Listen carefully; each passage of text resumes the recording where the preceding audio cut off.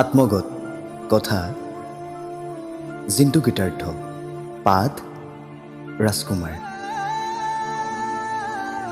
মৰা শামুকৰ খোলাবোৰত কি থাকে? স্মৃতিৰ একোটা অটল নিচান, থাপি থোৱা বেদনাৰ একোখিনি নিৰ্মাত অথস্য নিৰ্ঘুম সমুদ্ৰ। অপমান আৰু উপেক্ষাৰ পলবোৰত কি থাকে? মৃত্যু নে মৃত্যু উপত্যকাৰ শীৰ্ণ নদীৰ ঘাট। মই ভাবিছিলোঁ এই চকুযোৰ অভিজ্ঞ, অথচ চকুও কেতিয়াবা প্ৰবঞ্চনা কৰে।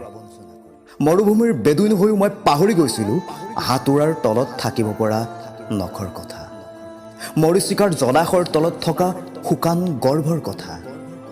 অথচ সময়ে সময়ে বাৰে বাৰে হাতৰ কাল দণ্ডেৰে মুখামুখি কৰাই সেই অমোঘ সত্যৰ। কোনো কাৰো বাবে নহয়, ক'ৰবাত সকলো কালান্ধ, ক'ৰবাত সকলো ময়াপী। প্ৰখৰ ৰ'দত উজলি উঠা সত্যৰ চকমকনিত চমকি উঠো, আকলন কৰোঁ একক একাকী এটা বাটৰ। জীৱন আৰু মৃত্যু চেতনাৰ মাজৰ এক ময়াপী বাটৰ। ভালপোৱা আৰু ভ্ৰমৰ মাজত কিমান দীঘল বাট? হয়তো আবেলিৰ মোলান পৰা একোচাতি মেঘ, হয়তো গধূলিৰ ক্ৰমাৎ নিচিহ্ন একোটা ছাঁ।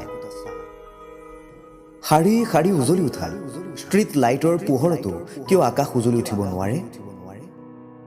যিদৰে উজলি উঠিব নোৱাৰে মনৰ চহৰৰ একোটুকুৰা ছায়াময় কোণা। বাট এটাৰ শেষত কি থাকে কোনে জানে? হাতত ধৰা হাতখনৰ মুঠিত কি থাকে কোনে জানে? হাতখনত মই সিদিনাও ধৰি আছিলোঁ, যিদিনা তলপেটৰ বিষ এটাই তোমাক আকুহি আনিছিল। হাতখনত মই সিদিনাও ধৰি আছিলোঁ, যিদিনা পাহাৰৰ দাঁতিত এজাক পগলা বৰষুণ নামিছিল। আৰু হাতখনত মই সিদিনাও ধৰিব খুজিছিলোঁ, যিদিনা মোৰ ৰক্ত কণিকাবোৰে মোকে বিশ্বাসঘাতকতা কৰিবলৈ লৈছিল। অথচ মোৰ হাতখনৰ মুঠিত নাছিল সেই হাত, সেই আঙুলি, যি আছিল সেয়া কেৱল অপ্ৰেম আৰু যাতনাৰ এটা কাহিনীৰ টুকুৰা মাত্ৰ। অথচ তাৰ পাছতো মই উশাহ লৈছোঁ, দীঘলকৈ পেলাইছোঁ নিশা।